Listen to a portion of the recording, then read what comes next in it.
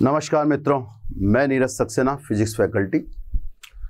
बच्चों, अपन स्थिर विद्युत की पूरी एक यूनिट 2 चैप्टर खत्म कर चुके हैं। धारा विद्युत की एक चैप्टर पूरी यूनिट खत्म कर चुके हैं।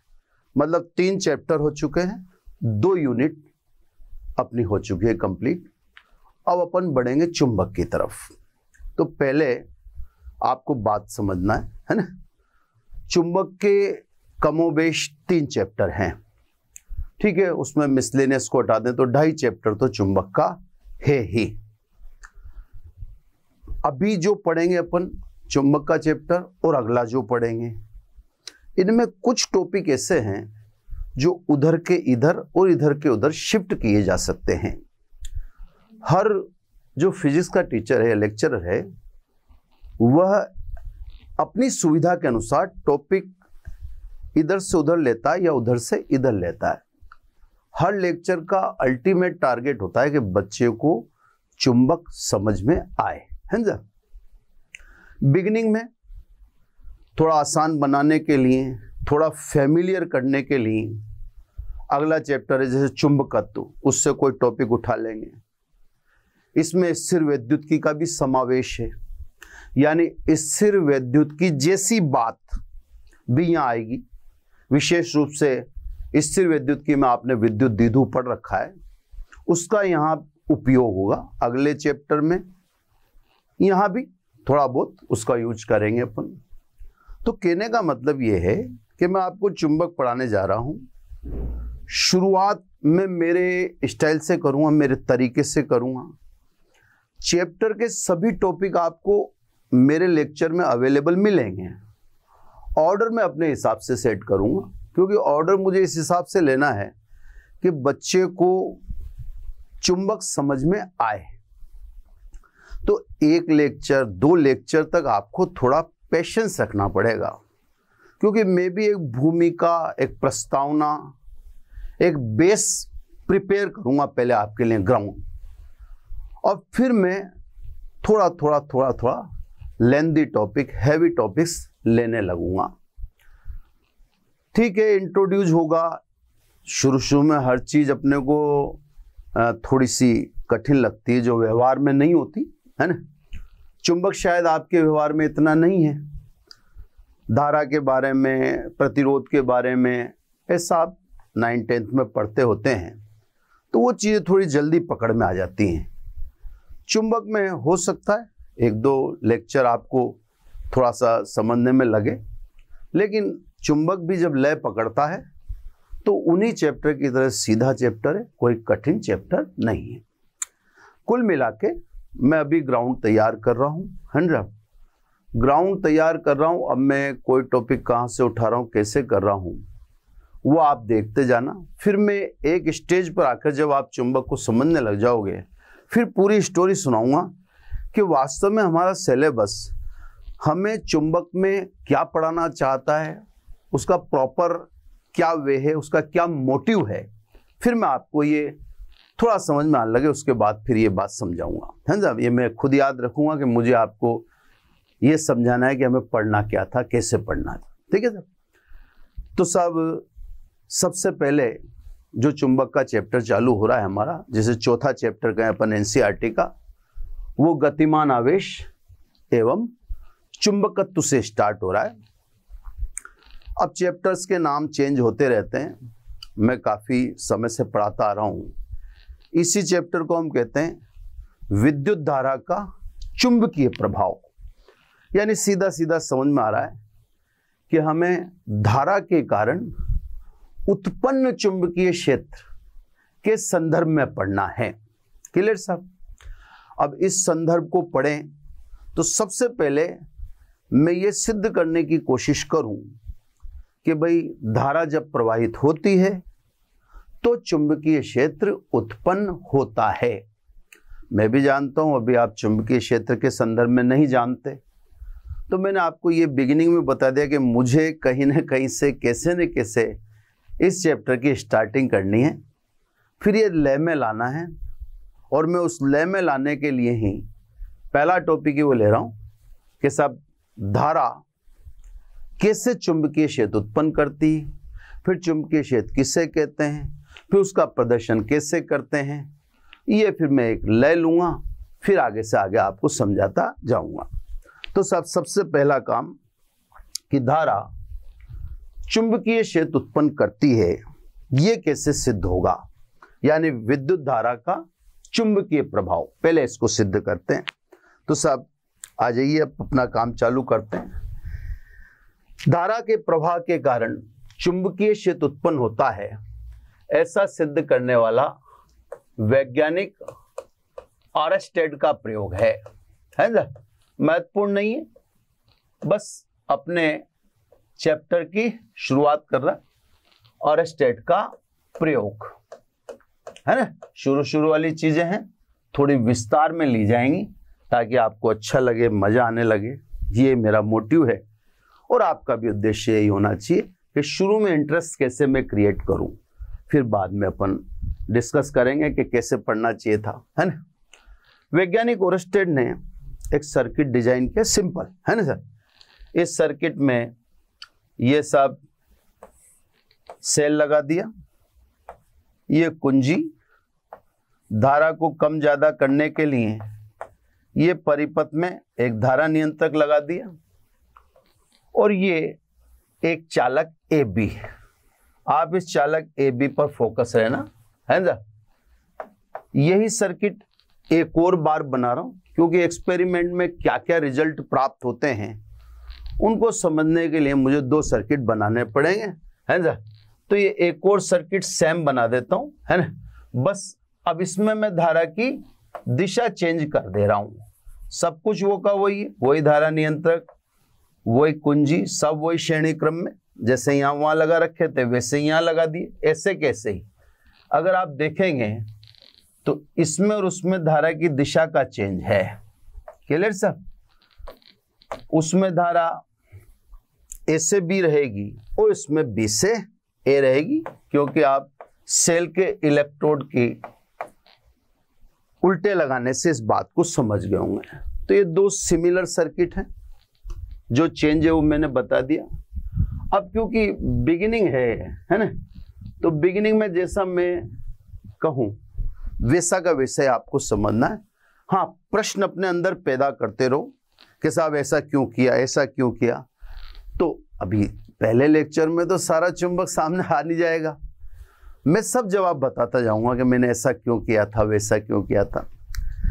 अब इस चालक के ऊपर, है ना, ऊपर का मतलब ऊपर आप चुंबकीय सुई रख दो, ये ऊपर रखी गई है ना, नीचे नहीं।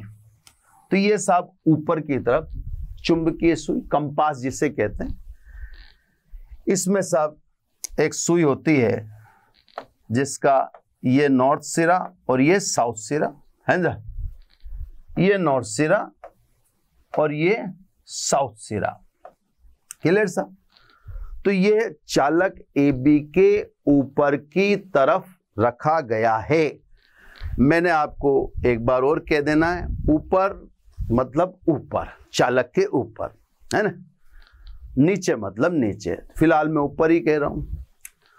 अब अभी किसी प्रकार की कोई धारा प्रवाहित नहीं की गई, है ना। आप पहले इस सर्किट को देखिए, जब कोई धारा प्रवाहित नहीं की गई तो सुई की पोजीशन आपको दिखा रखी है, नॉर्थ साउथ दिखा रही है, दर्शा रही है ना। ये इसलिए भी कि भाई कोई आसपास लोहा रखा हो या मैग्नेट रखा हो तो अभी हमें उसका पता चल जाए, क्योंकि अगर मान लीजिए इधर कोई अगर आपने मैग्नेट रखा हुआ तो ये सुई अफेक्ट हो जाएगी सॉरी, लोहा रखा हुआ है तो ये सुई अफेक्ट हो जाएगी, जैसे कंपास कहते हैं। मैं उसको चुंबकीय सुई बोला करूंगा, अपने को जो कंफर्टेबल लगे, है ना। तो सब यह दर्शाने के लिए कि सब आसपास कुछ भी नहीं है। अगर कुछ होता तो इस सुई में डिफ्लेक्शन होता, विक्षेप होता, ठीक है साहब। तो सब ये इनिशियल पोजीशन है।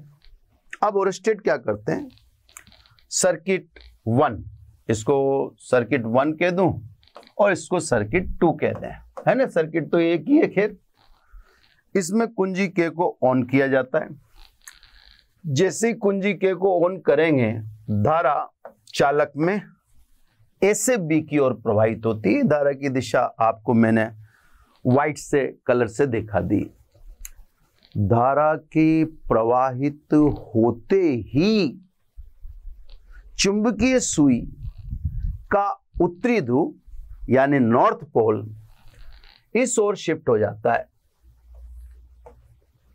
यानी ये सुई इस पोजीशन पे आ जाएगी, यहां N आ जाएगा। नॉर्थ पोल या यूं कह दें चुंबकीय सुई का विक्षेपित होना इस बात को प्रमाणित करता है कि पहले तो कोई चुंबक था नहीं, लेकिन धारा प्रवाहित करते ही सुई विक्षेपित हुई। इसका मतलब धारा के कारण चुंबकीय क्षेत्र उत्पन्न हुआ है, तभी यह पॉसिबल है। क्योंकि अगर ऐसा होना होता तो हमने पहले कुंजी ऑफ कर रखी थी, तभी सुई विक्षेपित हो जाती है ना। अब आपके दिमाग में एक प्रश्न आएगा कि नॉर्थ पोल इधर ही क्यों? तो मैंने कहा हर चीज का जवाब मैं दूंगा, थोड़ा सा वेट कीजिए। तो साहब यहां पर इस बात को आप सिद्ध पाते हैं कि जब किसी चालक में धारा प्रवाहित होती है तो चालक के चारों ओर चुंबकीय क्षेत्र की उत्पत्ति होती है। क्यों कहते हैं ऐसा? क्योंकि चुंबकीय सुई विक्षेपित हुई। अब प्रेक्षण, क्या क्या ऑब्जर्वेशन और स्टेट कहते हैं, अब उनके बारे में बताते हैं। तो सब पहली बात तो सिद्ध होगी कि हमारा जो चैप्टर चल रहा है विद्युत धारा का चुंबकीय प्रभाव, वो साफ स्पष्ट हो गया कि हाँ, धारा से चुंबकीय क्षेत्र की उत्पत्ति होती है। अब अदर ऑब्जर्वेशन में क्या होता है साहब? अब आ जाओ सर्किट 2 में। इसमें धारा की दिशा उलट है, यानी उसमें धारा की दिशा A से B थी, इसमें धारा की दिशा B से A है। धारा की दिशा चेंज करते हैं तो उत्तरी ध्रुव जो पहले इस ओर शिफ्ट हुआ था, अब वो उत्तरी ध्रुव उस ओर के बजाय इस ओर शिफ्ट हो जाता है, विक्षेपित हो जाता है। तो सब और स्टेट या आप हमारी भी एक बात समझ में आ रही है कि धारा से चुंबकीय क्षेत्र उत्पन्न होता है, बिल्कुल क्लियर। चुंबकीय क्षेत्र की दिशा धारा की दिशा पर निर्भर करती है, क्योंकि जो चुंबकीय क्षेत्र की वहां दिशा वहां रही होगी, वो यहां नहीं रही, वरना यहां भी उत्तरी ध्रुव सुई का इधर ही जाता, क्योंकि इसमें तो इधर ही गया था। तो सब प्रेक्षण बताता है कि धारा के कारण चुंबकीय क्षेत्र उत्पन्न होता है और उत्पन्न चुंबकीय क्षेत्र धारा की दिशा पर निर्भर करता है। क्लियर? और ऑब्जर्वेशन, अगर हम इंटेंसिटी ऑफ करंट बढ़ाएंगे या घटाएंगे, हमने धारा नियंत्रक लगा रखा है, तो धारा नियंत्रक जब लगा रखा है तो आप करंट यानी विद्युत धारा की प्रबलता बढ़ा या घटा सकते हो। धारा नियंत्रक का यही पर्पज है। तो जब आप धारा की प्रबलता बढ़ाते हैं तो सुई के विक्षेप की तीव्रता भी बढ़ती है, यानी सुई तेजी से विक्षेपित होती है और विक्षेप कोण भी बढ़ता है। तो साहब ये भी समझ में आता है कि उत्पन्न चुंबकीय क्षेत्र धारा से रिलेट है। प्रोपोर्शनल इसलिए लिख दिया क्योंकि धारा की इंटेंसिटी बढ़ाने से सुई का विक्षेप व विक्षेप की तीव्रता दोनों ही बढ़ते हैं। तो इसका मतलब उत्पन्न चुंबकीय क्षेत्र सीधा प्रोपोर्शनल है धारा के। चलो सर, ये तीसरा प्रेक्षण हो गया। चौथा प्रेक्षण, ये जो अपने चुंबकीय सुई चालक AB के ऊपर रख रखी है, ऊपर की तरफ है ना, इस सुई को आप इधर और ऊपर शिफ्ट कर बाहर निकाल लो। जैसे जैसे आप चालक से दूर लेकर जाओगे वैसे वैसे विक्षेप की तीव्रता तेजी से घटेगी और विक्षेप कोण भी घटेगा। तो साहब ये भी समझ में आता है कि उत्पन्न चुंबकीय क्षेत्र दूरी से तेजी से परिवर्तित हो रहा है, क्योंकि जब मैं दूर ले गया किसको, चुंबकीय सुई को चालक AB से, तो विक्षेप कोण और विक्षेप की तीव्रता दोनों में तेजी से कमी हुई। अपन जानते हैं तेजी से कमी हुई तो B और दूरी एक दूसरे के इनवर्सली प्रोपोर्शनल है। अब तेजी से हो रहा है तो मैंने उसको वर्ग लिख दिया, है ना। अब ये जस्ट आपको आइडिया देने का तरीका है ना। तो साहब ये ऑब्जर्वेशन ऑरेस्टेड ने बताया अपने प्रैक्टिकल में या अपने प्रयोग में, जिसमें आपने को पहला स्पष्ट हो रहा है कि धारा के प्रवाह से सुई विक्षेपित होती, यानी विद्युत धारा से चुंबकीय क्षेत्र उत्पन्न होता है। चुंबकीय क्षेत्र की दिशा धारा की दिशा पर निर्भर करती है, जो आपको 2 सर्किट बना के दिखाना पड़ा। तीसरी बात, इंटेंसिटी ऑफ मैग्नेटिक फील्ड, चुंबकीय क्षेत्र को कैपिटल B से दर्शाते हैं। मैं बताना भूल गया आपको, नई नई चीजें आएंगी। एक लेक्चर में सब कुछ समेटना फिर लेक्चर का कचरा कर देना है, इसलिए बस मैं धीरे धीरे ही बोला करूंगा। जैसे मेरे को ध्यान आ गया कि B चुंबकीय क्षेत्र को दर्शाता, जैसे E विद्युत क्षेत्र को दर्शाता था, है ना। तो चुंबकीय क्षेत्र की इंटेंसिटी धारा की प्रबलता पर निर्भर करती। जब हम दूर लेके जा रहे हैं इसको, तो इंटेंसिटी यानी सुई के विक्षेपित होने की तीव्रता और विक्षेप कोण दोनों में कमी आई। तो यह भी पता पड़ रहा है कि चुंबकीय क्षेत्र धारावाही चालक के से दूरी के वर्ग के व्युत्क्रमानुपाती होता है, यानी जैसे जैसे आप चालक से दूर जाओगे वैसे वैसे चुंबकीय क्षेत्र में तेजी से कमी होगी। तो ये सब चैप्टर का नाम, उसको प्रूव कर दिया अपन ने, है ना। या अपन ने क्या मतलब, ओरेस्टेड ने, कि साहब धारा प्रवाह से चुंबकीय क्षेत्र का उत्पादन होता है, और जो जो साथ साथ उसके बताया गया वो आपको सुना दिया गया। ठीक है साहब। अब मैं सबसे पहले आपको फैमिलियर करूं चुंबकीय क्षेत्र से। ये अब मैं अपने हिसाब से चलता जाएगा काम, है ना। तो अब आ जाइए सब, चैप्टर को धीरे धीरे अपन लय पकड़ाने की कोशिश करें। अब आ जाओ सब, चुंबकीय क्षेत्र, है ना। अंग्रेजी में बोले तो मैग्नेटिक फील्ड, इसको अपन दर्शाते किससे, B से, है ना, कैपिटल B से। जैसे अपन विद्युत क्षेत्र को कैपिटल E से दर्शाते थे। सुने सब, दंड चुंबक या सीधा चुंबक ही कह दो, दंड चुंबक तो मैं भी दिखाई दूंगा, है ना। चुंबक कोमा गतिमान आवेश या धारावाही चालक, जो भी ओरेस्टेड के प्रयोग में दिखाया, के चारों ओर का वह क्षेत्र जिसमें कोई चुंबकीय सुई विक्षेपित हो, चुंबकीय क्षेत्र कहलाता है। तो चुंबक के चारों ओर का क्षेत्र तो चुंबकीय क्षेत्र कहलाएगा ही। गतिमान आवेश, तो आवेश प्रवाह की दर को धारा कहते हैं। फिर उसके साथ मैंने यह भी लिख दिया, धारावाही चालक के चारों ओर का वह क्षेत्र जिसमें कोई चुंबकीय सुई विक्षेपित हो, यानी विक्षेप दर्शावे, उस चारों ओर के क्षेत्र को हम चुंबकीय क्षेत्र कहते हैं। क्लियर सब। जिस प्रकार विद्युत क्षेत्र कैपिटल ई, चैप्टर 1, है ना, स्थिर वैद्युतिकी का पहला चैप्टर। आप कंफ्यूज मत हो ना, मैं स्लो बोलूंगा, क्योंकि स्थिर वैद्युतिकी का समावेश यहां आएगा, है ना। तो आप उससे वरीड ना हो, चिंतित ना हो, बल्कि रिवीजन हो रहा है अपना।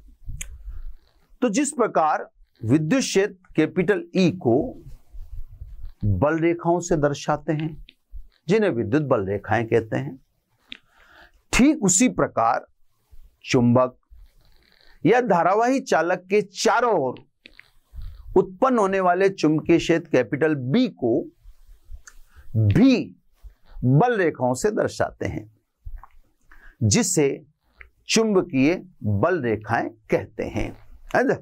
तो स्वाभाविक है, अब मैं पहले आपको पढ़ाने लगूं चुंबकीय बल रेखाएं, है ना, या चुंबकीय क्षेत्र रेखाएं, है ना, यानी मैग्नेटिक फील्ड लाइन। ठीक है, ठीक है, पुरानी चीजें आपके लिए। पुरानी चीजें का मतलब अपन ने विद्युत बल रेखाएं पढ़ रखी, वैसे हम यहां पर अब चुंबकीय क्षेत्र रेखाएं ये अपन पढ़ेंगे बार मैग्नेट से। ये सब बार मैग्नेट NSN, इसको शुद्ध हिंदी में दंड चुंबक भी कहते हैं। कई बुक्स में आपको क्षण चुंबक भी बोलते हुए देखेंगे आप, या लिखा हुआ देखेंगे, और अंग्रेजी में इसको बार मैग्नेट कहते हैं, है ना। क्योंकि मुझे आपको चुंबक से फैमिलियर करना है, इससे ये टॉपिक में अगले चैप्टर से उठा के इसमें लाया हूं। मैंने मेरा उद्देश्य साफ बता दिया कि पहले मेरा काम है कि मैं आपको चुंबकीय क्षेत्र से फैमिलियर करूं, फिर मुख्य मुख्य टॉपिक धीरे धीरे अपन इन्वॉल्व करते जाएंगे, है ना। तो मैं पहले उसी व्यवस्था में जुटूंगा कि आपके मस्तिष्क में या आपके दिमाग में चुंबक के प्रति एक थोड़ा सा जो प्रतिकर्षण है या जो आपको हेजिटेशन है वो दूर हो। तो इससे मैंने ये टॉपिक अगले चैप्टर से उठा लिया। अगले चैप्टर में नहीं पढ़ना पड़ेगा। तो ये साहब एक छड़ है जिसमें नॉर्थ और साउथ पोल है। अगर नॉर्थ साउथ पोल नहीं होंगे तो फिर ये लोहे की छड़ी कहलाएगी। नॉर्थ साउथ पोल है इसलिए चुंबक बोल रहे हैं इससे, है ना, जिसे बार मैग्नेट या छड़ चुंबक भी कहते हैं। यहां पर मैं जब बोलूंगा तो स्थिर विद्युत की यानी कि विद्युत बल रेखाएं और ये जो आप प्रेजेंट में पढ़ रहे हैं चुंबकीय बल रेखाएं, यहां पर समानता है। मैं दोनों को अलग अलग करके ही बोलूंगा, आप किसी प्रकार से कंफ्यूज ना हो। आपको कंफ्यूज नहीं होना है, आपको बड़ा विवेकपूर्ण तरीके से सुनना है, क्योंकि एक ही लेक्चर में सब कुछ बता पाना संभव नहीं है। इसे धीरे धीरे अपन प्रयास करेंगे। अब सब चुंबकीय बल रेखाएं किससे कहते हैं? तो चुंबकीय क्षेत्र में वह काल्पनिक रेखाएं जिन पर खींची गई स्पर्श रेखा उस बिंदु पर चुंबकीय क्षेत्र की दिशा को दर्शाती है, चुंबकीय क्षेत्र रेखाएं या चुंबकीय बल रेखाएं कहलाती है। अब अगर आप ध्यान से समझें तो जब मैंने विद्युत बल रेखाएं पढ़ाई थी तो उसमें जो आज मैं परिभाषा दे रहा हूं उसको मैंने गुण में लिखा था। विद्युत बल रेखाओं का गुण था ये, जिसको मैंने यहां क्या बना दिया? परिभाषा। तो दोबारा ध्यान से समझ लें, चुंबकीय क्षेत्र में वह काल्पनिक रेखाएं जिन पर खींची गई स्पर्श रेखा उस बिंदु पर चुंबकीय क्षेत्र की दिशा को दर्शाती है, चुंबकीय क्षेत्र रेखाएं कहलाती हैं। क्लियर सब? अब इनका गुण बताएंगे, सब प्रॉपर्टी पढ़ाएंगे, है ना। वही अपना काम फैमिलियर करना रहेगा। प्रॉपर्टी नंबर 1, चुंबकीय बल रेखाएं चुंबक के बाहर उत्तरी ध्रुव से प्रारंभ हो दक्षिणी ध्रुव पर समाप्त होती हैं। ये देखो सब, चुंबक के बाहर ये उत्तरी ध्रुव से प्रारंभ हो दक्षिणी ध्रुव पर समाप्त हो रही है। नीचे भी दिखा दे, ऊपर भी। अगर आप थोड़ी समानताएं देखना चाहें तो उनको देखें, वो आपके लिए बेटर रहेंगी। अगर आप स्थिर विद्युत की देखते हैं तो जहां से बल रेखाएं स्टार्ट होती थी उसे धनावेश कहते थे, और जहां विद्युत बल रेखाएं खत्म होती थी, समाप्त होती थी, उसे ऋणावेश कहते हैं।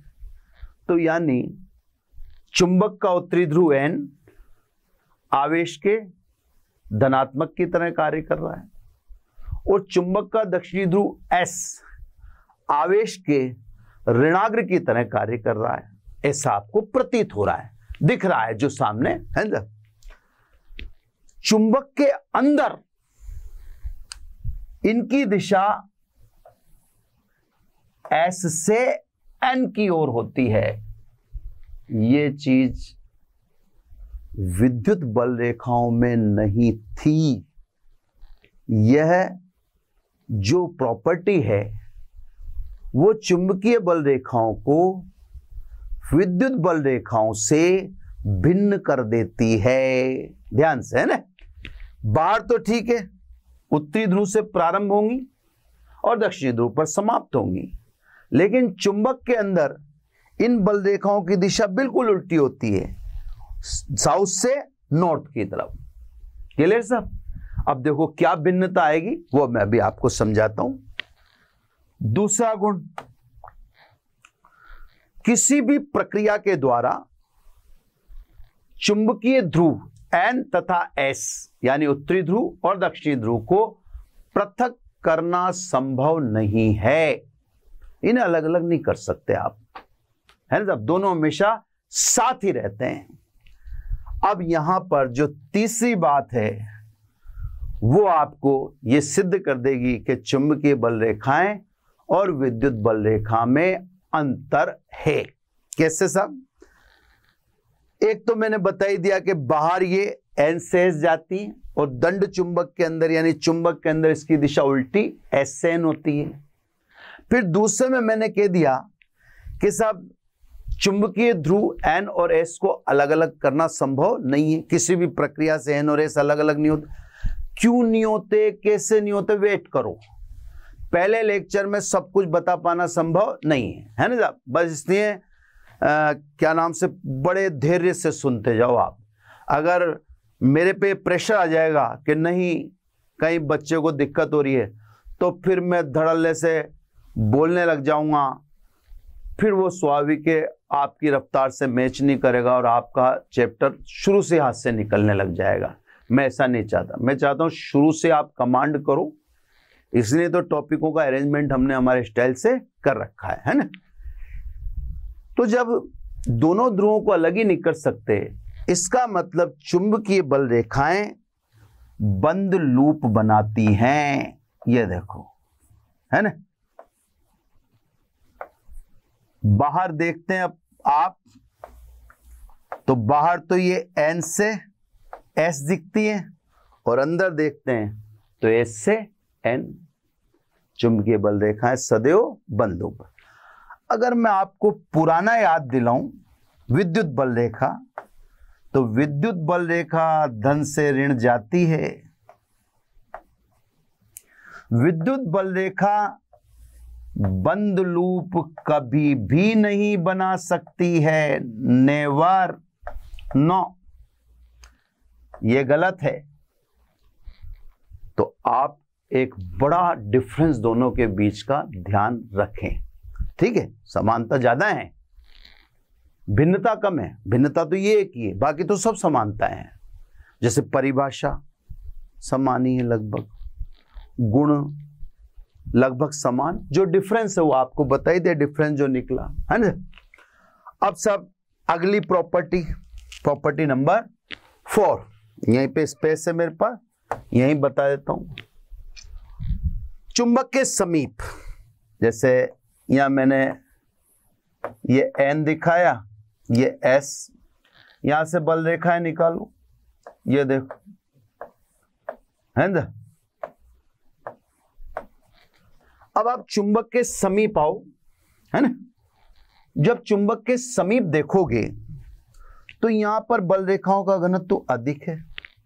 दूर जाओगे तो बल रेखाओं के घनत्व में कमी होगी। इसका मतलब चुंबक के समीप जहां बल रेखाओं का घनत्व अधिक होता है वहां चुंबकीय क्षेत्र पावरफुल होगा, और जब दूर जाओगे तो तो बल रेखाओं के घनत्व में कमी के कारण चुंबकीय क्षेत्र क्षीण होता चला जाता है या तेजी से गिरता हुआ चला जाता है। ओरेस्टेट के प्रयोग में यह बात अपन जान चुके थे कि साहब चालक के पास सुई रखते हैं तो विक्षेप तेजी से आता है, लेकिन दूर ले जाते हैं तो विक्षेप की तीव्रता विक्षेप कोण में कमी आ जाती है। वो चीज यहां पर सामने आ गई कि साहब चुंबक के समीप बल रेखाओं का घनत्व उच्च होता है जो प्रबल चुंबकीय क्षेत्र को दर्शाता है। चुंबक से दूर जाते हैं तो बल रेखाओं के घनत्व में तेजी से कमी होती है, यानी चुंबक से दूर बल रेखा चुंबकीय क्षेत्र तेजी से गिरता है, यानी दुर्बल होता चला जाता है। समानताएं और देखो सब, कई जगह समानता है, कई जगह भिन्नताएं है ना। 5th नंबर यहीं ले लेता हूं क्योंकि आपको तो सुनना ही है और समझना है। मैं इतना पर्याप्त समय दे रहा हूं, इसलिए बहुत स्लो फेज में ये ले रहा हूं लेक्चर में, है ना।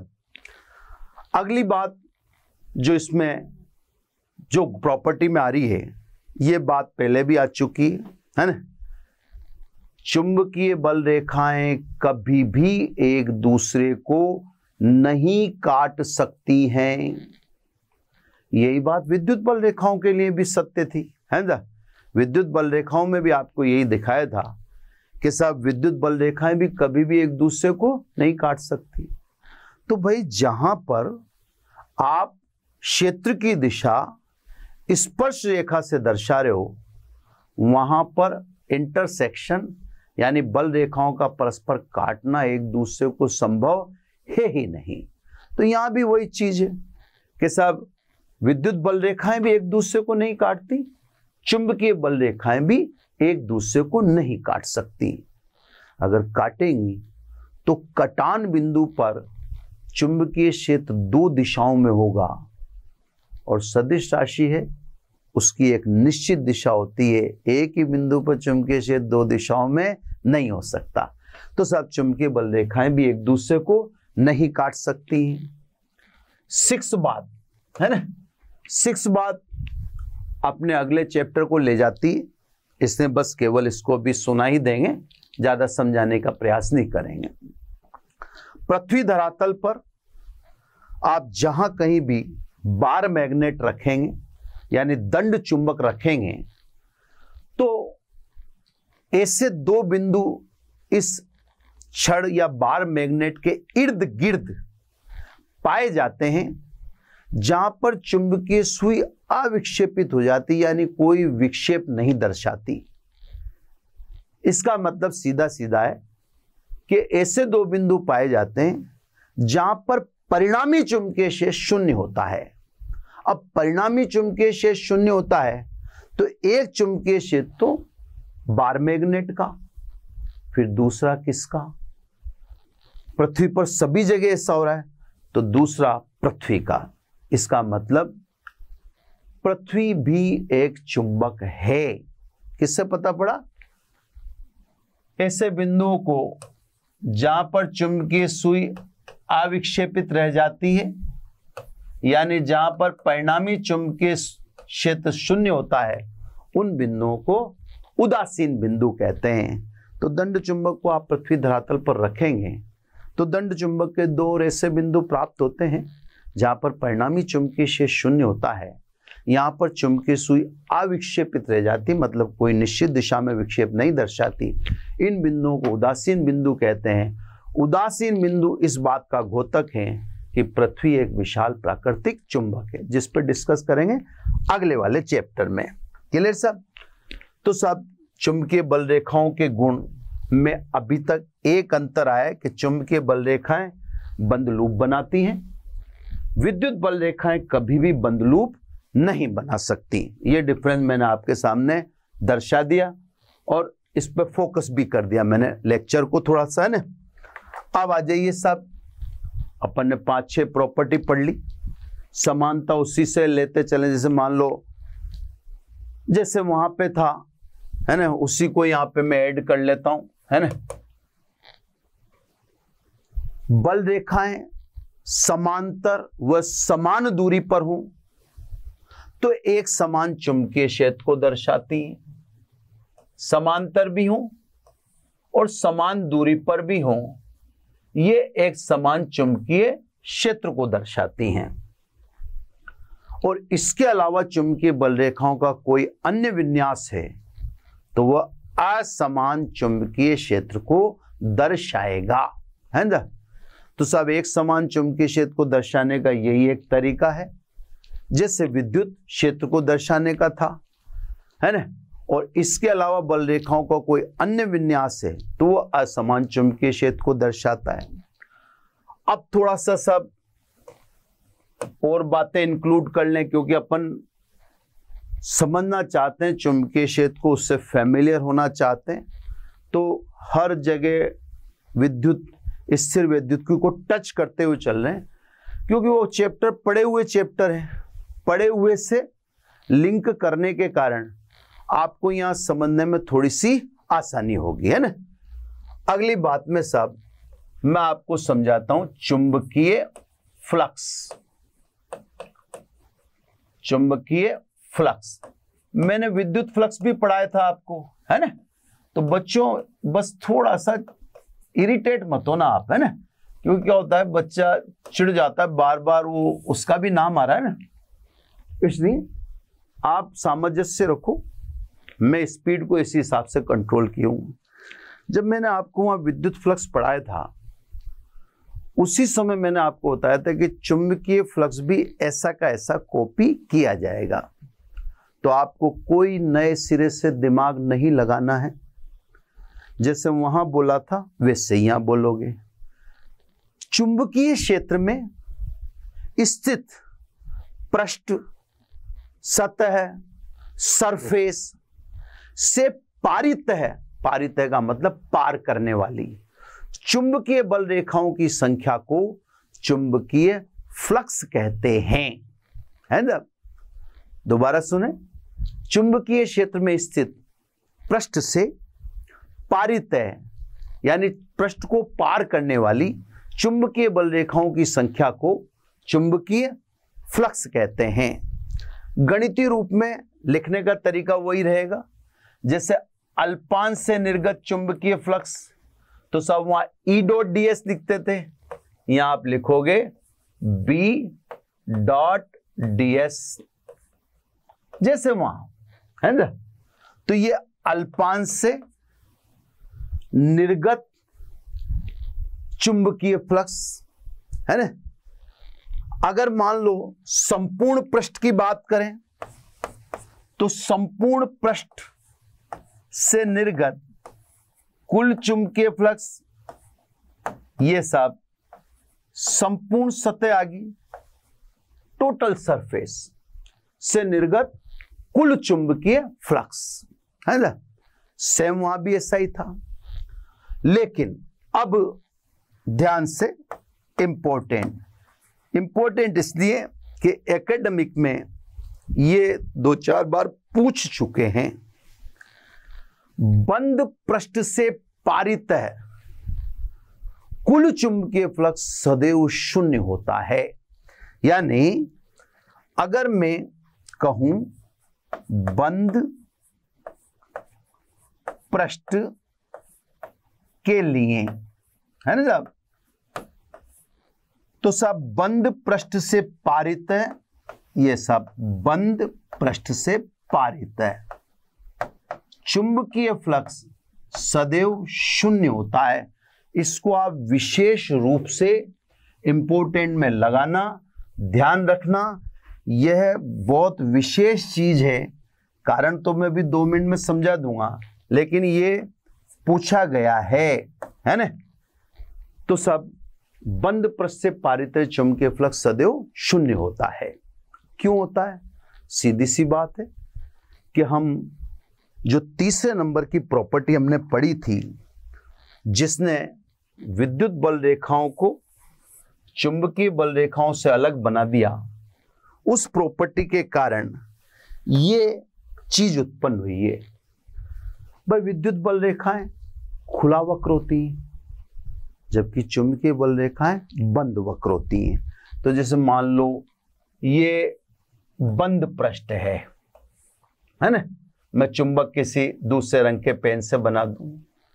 चुंबक बंद पृष्ठ के अंदर भी रखा हो सकता है NS, और चुंबक बंद पृष्ठ के बाहर भी रखा हो सकता है NS। अब ध्यान से देखो, बल रेखा N से निकलेगी और S को प्रवेश करेगी। अब ये देखो, बल रेखा यहां से निकली और यहां से एंटर कर रही है।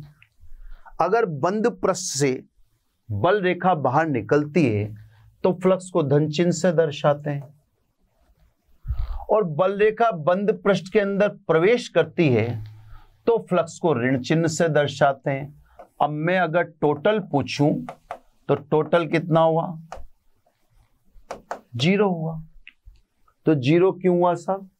क्योंकि चुंबकीय बल रेखाएं बंद लूप बनाती, तो एक सतह से निर्गत यानी निकलने वाली, दूसरी सतह से एंटर यानी प्रवेश करने वाली बल रेखाओं के बराबर है।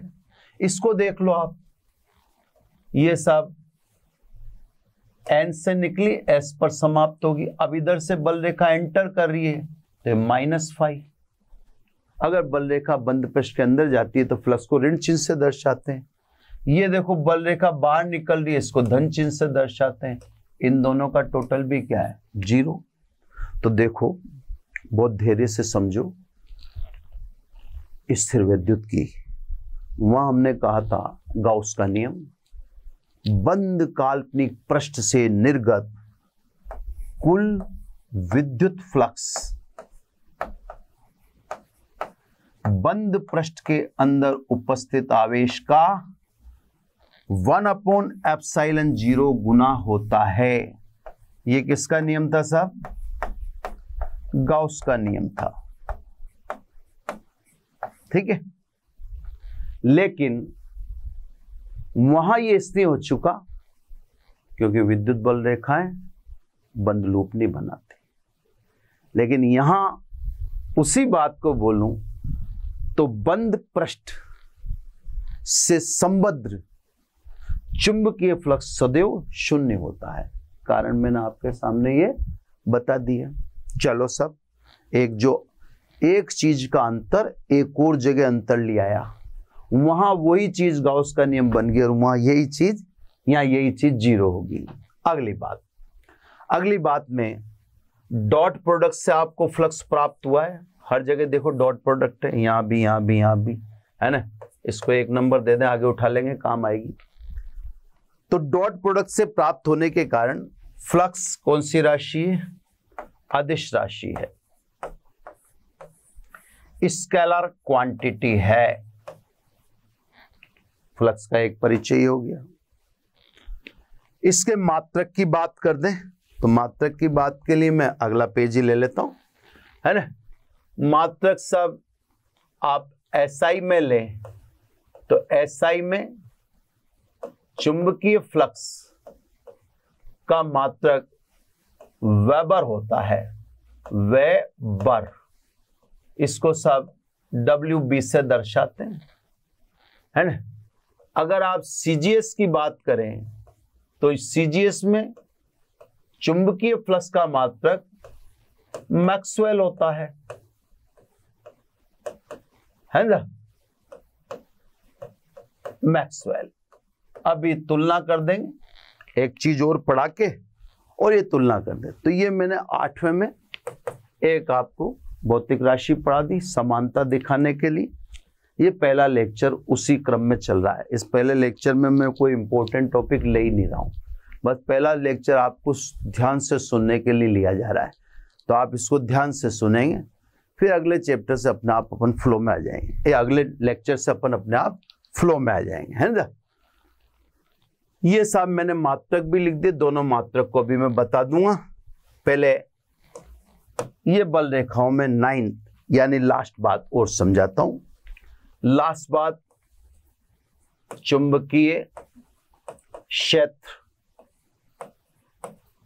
है ना, इसी को कहते हैं अपन चुंबकीय प्रेरण, इसी को कहते हैं चुंबकीय फ्लक्स घनत्व, और इसी को कहते हैं चुंबकीय क्षेत्र की तीव्रता, है ना। और ये सब किससे दर्शाए जाते हैं? बी से। तो कैपिटल बी के 4 नाम हैं।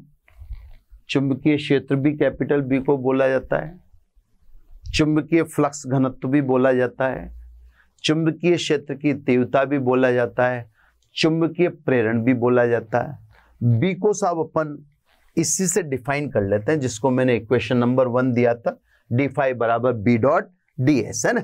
तो 1 से उठाता हूं मैं, क्योंकि phi is equal to B dot D S, यानी B D S cos theta, इसलिए B is equal to phi, ये डी फाई है ना, मैंने वहां भी डी फाई लिखना होगा, याद लिखा हुआ है ना, कोई दिक्कत नहीं है ना। तो साहब d phi upon d S cos theta, है ना। यदि थीटा बराबर 0 डिग्री, थीटा किस किस के बीच का कोण है? बी और डी एस का, है ना। थीटा बराबर 0 डिग्री, तो बी बराबर d phi y d S, है ना। अब पहले बात को समझे, थीटा बराबर 0 डिग्री का मतलब समझे, फिर वही बात कहनी पड़ेगी मुझे कि ये बातें तो सब अपन ने स्थिर विद्युत्की में पढ़ रखी हैं, रिवीजन कर रहे हो आप, रिपीटेशन कर रहे हो। लिखेंगे थीटा बराबर 0, दिखने में क्या दिखेगा वो आपको बताता हूं मैं, है ना। यहां पे देखो, ये पृष्ठ, ये चुंबकीय बल रेखाएं जो चुंबकीय क्षेत्र को दर्शाती हैं।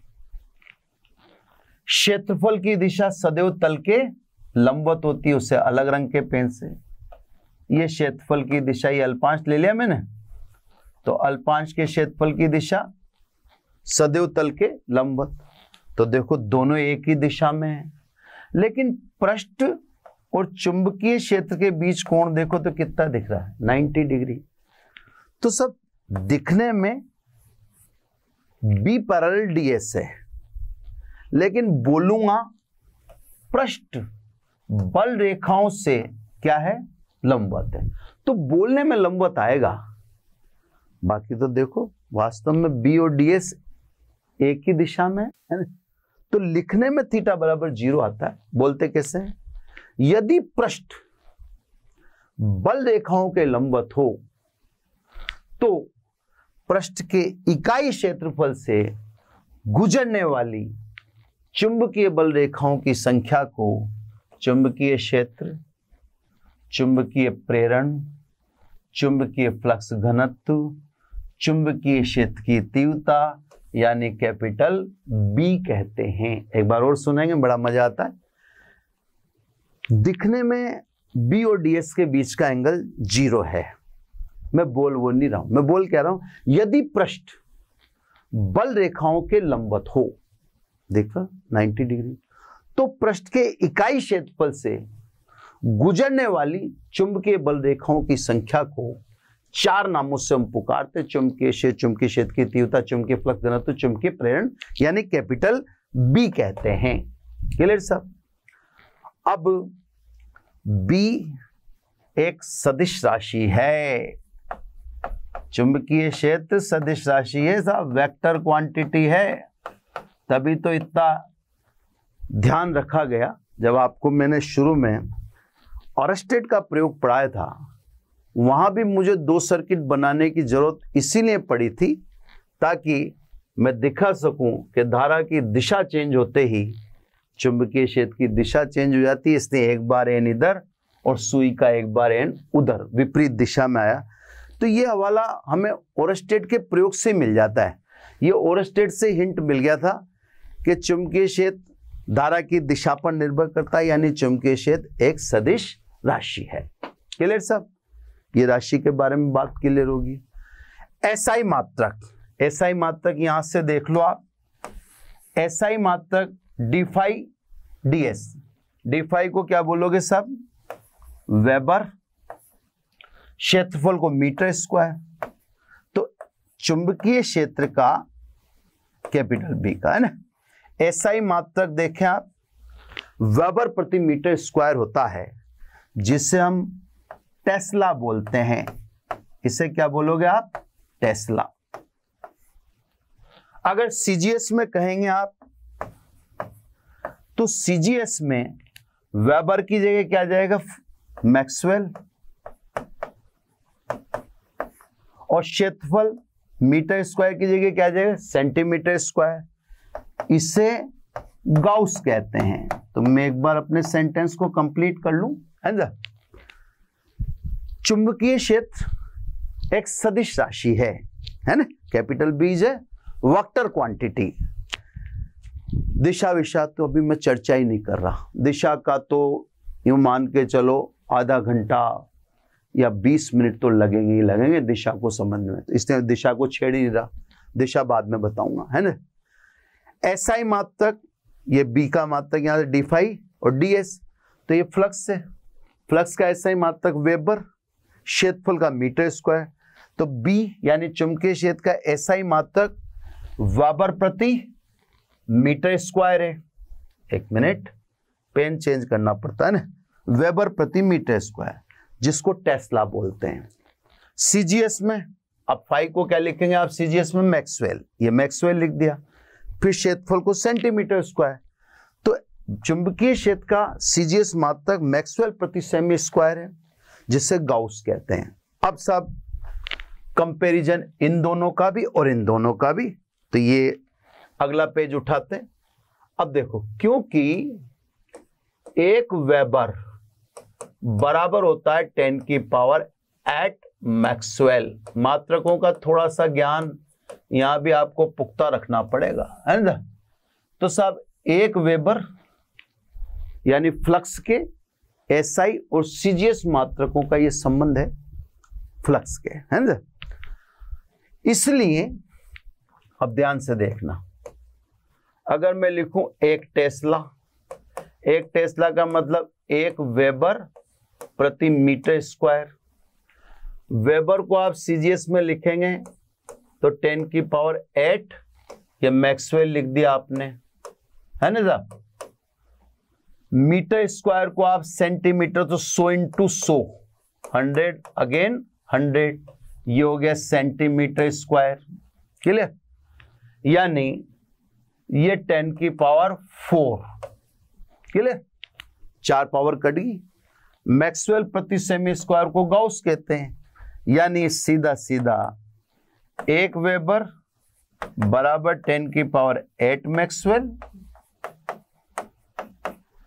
तो एक टेस्ला बराबर 10 की पावर 4 गाउस। ये सब दोनों के मात्रकों में संबंध है।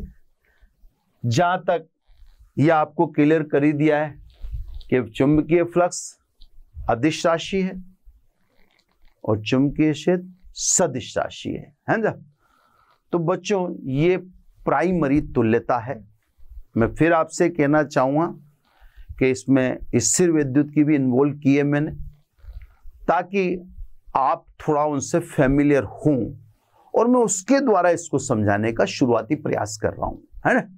फिर धीरे धीरे, यानी जैसे अब नेक्स्ट लेक्चर जो होगा अपना, नेक्स्ट लेक्चर में अपन आइसोलेट हो जाएंगे। आइसोलेट हो जाएंगे का मतलब नेक्स्ट लेक्चर जब हम लेंगे तो उसमें फिर हम चुंबक की तरफ सेपरेट होने लगेंगे।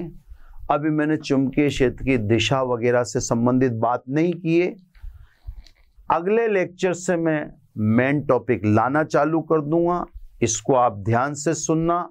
इसमें मैंने आपको ऑरस्टेड के प्रयोग से यह सिद्ध करके दिखाया है कि धारा चुंबकीय क्षेत्र उत्पन्न करती है। उसमें विभिन्न प्रेक्षणों द्वारा ये पहले से आभासित कराया है कि चुंबकीय क्षेत्र किन किन बातों पर निर्भर करता होगा। फिर मैंने आपको चुंबकीय क्षेत्र की एक डेफिनेशन दी, क्योंकि चुंबक का चैप्टर लगातार 3 चैप्टर है, तो चुंबकीय क्षेत्र की परिभाषाएं बहुत सारी आएंगी, इसलिए आपको टेंशन लेने की जरूरत नहीं। मैंने प्राइमरी परिभाषा में बोल दिया कि साहब, धारावाही चालक, चुंबक या गतिमान आवेश के चारों ओर का क्षेत्र जिसमें चुंबकीय सुई विक्षेपित होती है, उसे चुंबकीय क्षेत्र कहते हैं। फिर मैंने आपको बता दिया कि जैसे विद्युत क्षेत्र को विद्युत बल रेखाओं से दर्शाते हैं, वैसे चुंबकीय क्षेत्र को दर्शाने के लिए चुंबकीय बल रेखाएं उपयोग में लेते हैं। चुंबकीय बल रेखा और विद्युत बल रेखाओं में कमोबेश चीजें एक ही हैं, लेकिन एक बहुत बड़ा डिफरेंस है। चुंबकीय बल रेखाएं बंद लूप बनाती हैं, विद्युत बल रेखाएं कभी बंद लूप नहीं बनाती। उसी के कारण फिर मैंने आपको उसी चीज को रिपीट करने के लिए मैंने चुंबकीय फ्लक्स में वो अंतर आपके सामने हाईलाइट किया कि साहब उसकी वजह से क्या दिक्कत आ जाएगी। तो मैंने ये हाईलाइट कर दिया कि देखो साहब, स्थिर विद्युत की में खुला वक्र होने के कारण गाउस का नियम बन गया, जबकि चुंबकीय बल रेखाओं के बंद वक्र होने के कारण यही चीज यहां पर 0 हो गई है ना। तो वो चीज समानता में थी, इसने आपको दिखा दी गई है। फिर साहब ये फैमिलियर करने के लिए चुंबकीय क्षेत्र एक बार और ले लिया, उसकी परिभाषा को वहीं से समानता दे दी।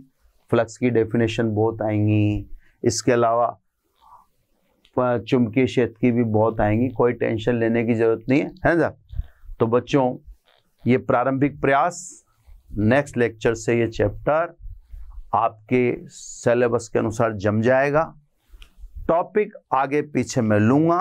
चुंबक में सबकी समझ अपने अपने हिसाब से होती है, हर लेक्चरर इसको अलग अलग ढंग से मैनेज करता है। सभी का प्रयास ये होता है कि बच्चे को बेटर से बेटर समझना है।